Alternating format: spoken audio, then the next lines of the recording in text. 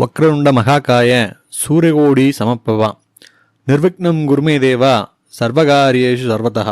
அனைவருக்கும் வணக்கம். இன்றைக்கி நம்ம பார்க்க போகிறது நம்ம எல்லோர் வாழ்க்கையிலும் மிகப்பெரிய மாற்றத்தை ஏற்படுத்தக்கூடிய ஆன்மீக ரீதியாக மிகவும் சக்தி வாய்ந்த ஒரு எளிய பரிகாரத்தை பற்றி தான். நம்முடைய அன்றாட வாழ்க்கையில் எவ்வளவுதான் கஷ்டப்பட்டு உழைத்தாலும் சிலருக்கு கையில் பணம் தங்குவதே இல்லை. பணம் வருது ஆனால் எப்படி போகுதுன்னே தெரியல அப்படின்னு புலம்புறவங்க தான் இங்கே அதிகம். பொருளாதார ரீதியாக உங்களை அடுத்த கட்டத்துக்கு உயர்த்துறதுக்கும் உங்கள் வீட்டில் என்றைக்குமே வறுமை வராமல் தடுத்து மகாலட்சுமி தாயாரோட அருளை முழுமையாக பெறவும் ஒரு எளிய ₹1 நாணயத்தை வைத்து என்ன செய்ய வேண்டும் என்பதை பற்றி இந்த வீடியோவில் பார்க்க போகிறோங்க. ஆன்மீகத்தில் மிக முக்கியமான விதியே ஈர்ப்பு விதி தான். நாம் எதை மதிக்கிறோமோ அது நம்ம தேடி வரும். பணம் அப்படிங்கிறது வெறும் காகிதமோ அல்ல ஒரு உலோகமோ கிடையாதுங்க. அது அன்னை மகாலட்சுமியோட ஸ்வரூபம். பலர் பணத்தை அலட்சியமாக கையாள்வாங்க, கண்டபடி மடித்து வைப்பாங்க, ரொம்ப அழுக்கு பண்ணுவாங்க, அழுக்கான இடத்துல போடுவாங்க. அந்த மாதிரி செய்யும்போது அங்கே நெகட்டிவ் எனர்ஜி அப்படிங்கிறது பெருகி லக்ஷ்மி தேவி அந்த இடத்த விட்டு சென்றுவாங்க அப்படின்னு சொல்லலாம். பணத்தை எப்போதுமே சுத்தமாகவும் ஒழுங்காகவும் அதுக்கு உண்டான மரியாதையுடனும் கையாள வேண்டுங்க. நீங்கள் பணத்தை நேசித்து அதை சரியாக பராமரிக்கும் போது மகாலட்சுமியோட கடாட்சம் அப்படிங்கிறது உங்கள் மீது தானாகவே விழத் தொடங்கும். எந்த ஒரு ஆன்மீக வழிபாட்டுக்கும் காலம் மற்றும் நேரம் ரொம்பவே முக்கியம். இந்த ₹1 நாணய பரிகாரத்தை நீங்கள் பின்வரக்கூடிய ஏதேனும் ஒரு சுப தினத்தில் தொடங்கலாம். முதலாவதான தினம் என்ன அப்படின்னா வெள்ளிக்கிழமை பண்ணுறது ரொம்ப விசேஷம். சுக்கிர பகவானுக்கும் மகாலட்சுமி தாயாருக்கும் உகந்த நாள். இந்த நாளில் சுக்கிரஹோரையில் காலையில் 6லேருந்து 7 மணி வரை, இல்லை மத்தியானம் 1லேருந்து 2 மணி வரைக்கும், இல்லை இரவு 8 மணி முதல் 9 மணி வரைக்கும் இந்த காலகட்டங்களில் செய்கிறது ரொம்பவே விசேஷம் அப்படின்னு சொல்லாங்க. அடுத்ததாக சாதகமான நாள் அப்படின்னு பார்த்தீங்கன்னா வியாழக்கிழமை. குரு பகவானுக்கும் தனகாரகனாகிய குபேரனுக்கும் ரொம்பவே உகந்த நாள். பொருளாதார தடை நீங்கள் இந்த நாளில் பண்ணுறது ரொம்பவே சிறப்புங்க. உங்களுடைய ஜென்ம நட்சத்திரம் சரிங்களா, மாதந்தோறும் உங்களுடைய பிறந்த நட்சத்திரம் வரும். அந்த நாளில் இந்த பூஜையை செய்யும்போது பிரபஞ்சத்தோட ஆற்றல் உங்களுக்கு இன்னும் கூடுதலாகவே கிடைக்கும் அப்படிங்கிறது உண்மைங்க. இந்த வழிபாட்டை மிகவும் தூய்மையான மனதோடு அசைக்க முடியாத நம்பிக்கையோடும் செய்கிறது ரொம்பவே முக்கியம். முதல்ல ஒரு புதிய அல்லது பார்க்க கொஞ்சம் நீட்டாக இருக்கிற மாதிரி ₹1 நாணயத்தை எடுத்துக்கங்க. அதனை சுத்தமான தண்ணீரால் நல்லா அலம்பி எடுத்துக்கங்க. அதுக்கப்புறமாக நேர்மறை எண்ணங்களை ஈர்க்கக்கூடிய குணம் கொண்ட பன்னீரை கொண்டு அந்த நாணயத்தை முழுமையாக தூய்மைப்படுத்திக்கங்க. தூய்மைப்படுத்தப்பட்ட நாணயத்துக்கு நடுவில் தூய சந்தனத்தை வைங்க சரிங்களா. அந்த சந்தனத்தின் மீது குங்குமத்தை இட வேண்டும்.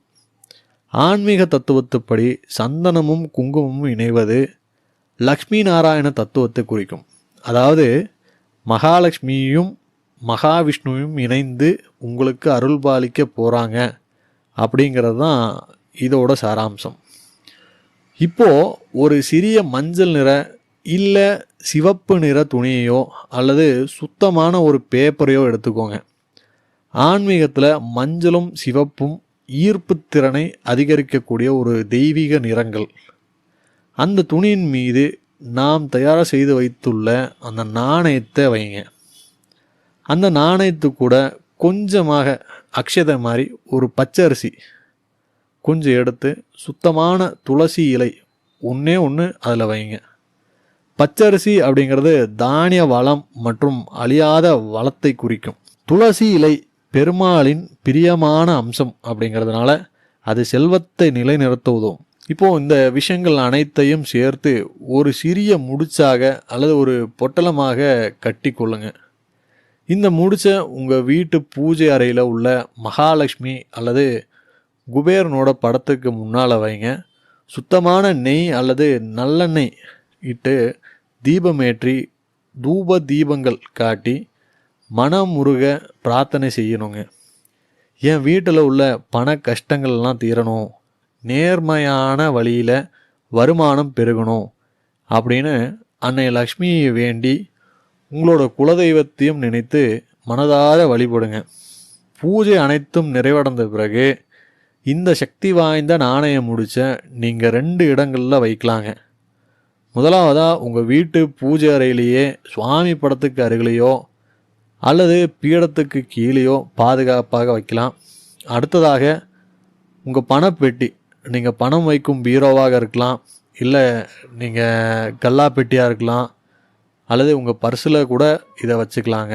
இது ஒரு பண ஈர்ப்பு வஸ்துவாக மாறி தேவையில்லாத வீண் விரய செலவுகளை கட்டுப்படுத்தும். இந்த முடிச்ச 1 மாதம் வரை அப்படியே வைத்திருக்கலாம்.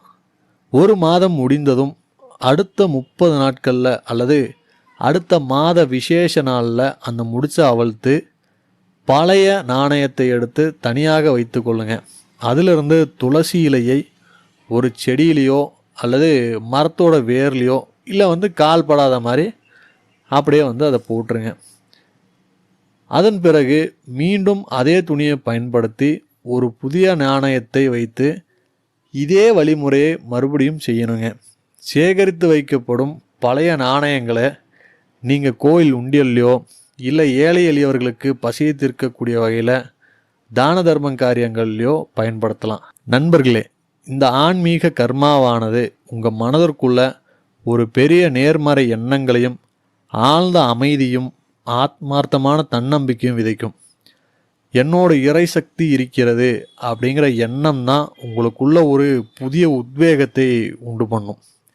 இந்த ஆன்மீக வழிபாட்டுடன் சேர்த்து உங்கள் இலக்கை நோக்கி நீங்கள் செய்யும் கடின உழைப்புக்கும் விடாமுயற்சிக்கும் இந்த பரிகாரம் ஒரு மிகப்பெரிய துணையாக நின்று உங்களுக்கு கிடைக்க வேண்டிய வெற்றியை 2 மடங்காக மாற்றுங்க. முழு நம்பிக்கையோட இதை செய்து உங்கள் வாழ்க்கையில் வளம் பெறுங்க. அனைவருக்கும் மகாலட்சுமியோட அருள் பரிபூரணமாக கிடைக்கட்டும். இந்த வீடியோ உங்களுக்கு ரொம்பவே உபயோகரமாக இருந்திருக்கும் அப்படிங்கிறதுல எந்த விதமான சந்தேகமே இல்லைங்க. நீங்கள் உபயோகப்பட்டது மட்டும் இல்லாமல் உங்கள் நண்பர்கள் உறவினர்களுக்கும் ஷேர் பண்ணுங்கள். அவங்களும் பயனடையட்டும். அந்த புண்ணியமும் உங்களை சேரும். மற்றும் ஒரு காணொளியில் சந்திப்போம். நன்றி, வணக்கம்.